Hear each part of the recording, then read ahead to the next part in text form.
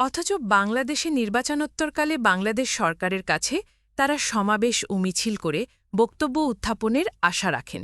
ভারতে তাদেরকে বিশ্ব মানবাধিকার প্রদান করার জন্য বাংলাদেশ সরকার যে কিছুই করতে পারবেন না তা বোধহয় একটি শিশুও জানে। আসলে চিত্তবাবুরা যেন তেন প্রকারে একটি ইস্যু খাড়া করতে চান, আর সেজন্যই এত সব পায় তারা। এজন্য চিত্তবাবুরা যে কার্যক্রম স্থির করেছেন তাদের লিফলেট ও প্রচার পুস্তিকা থেকে সে সম্বন্ধে খানিকটা আজ পাওয়া যায়।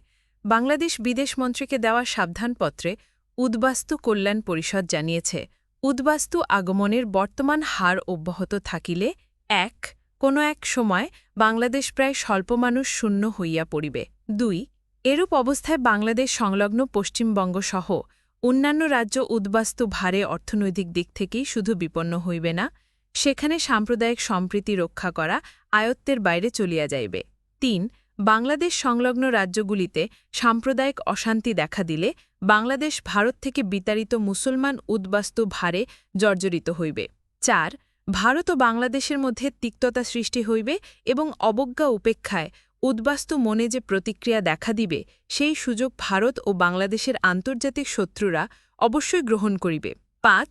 পারস্পরিক তিক্ততা এবং আন্তর্জাতিক শত্রুদের বা প্রভুদের তৎপরতায় তখন বাংলাদেশ সহ উপমহাদেশের এই পূর্বাঞ্চলে কি ঘটিবে তাহা বলা যায় না।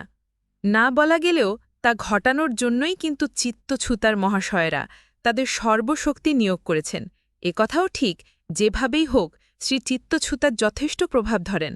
তার প্রসাদোপম বাড়ি, ২-৩টে গাড়ি, ব্যক্তিগত নিরাপত্তা প্রহরী, নবাবী চালচলন ও জীবনযাত্রার জন্য প্রচুর টাকার প্রয়োজনে কজন শরণার্থী বা উদ্বাস্তুর এত টাকার উৎস কোথায় তা একটি প্রশ্নচিহ্ন হয়ে রয়েছে।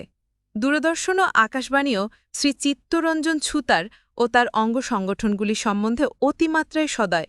বাংলাদেশ মুহাজির সংঘ এবং বাংলাদেশ উদ্বাস্তু কল্যাণ পরিষদ যে কোনো স্মারকলিপি বা প্রেস বিজ্ঞপ্তির দিক কিংবা মিছিল, বিক্ষোভ, অবস্থান, সমাবেশ করুক, আকাশবাণী ও দূরদর্শন তা সাড়ম্বরে প্রচার করবেই। বহু গুরুত্বপূর্ণ রাজনৈতিক বা নাগরিক সংগঠনের কাজকর্ম কিন্তু সরকারের প্রচার মাধ্যম দুটিতে সময়াভাবে মোটেই স্থান পায় না। মুসলিম সংগঠন হলে তো কথাই নেই।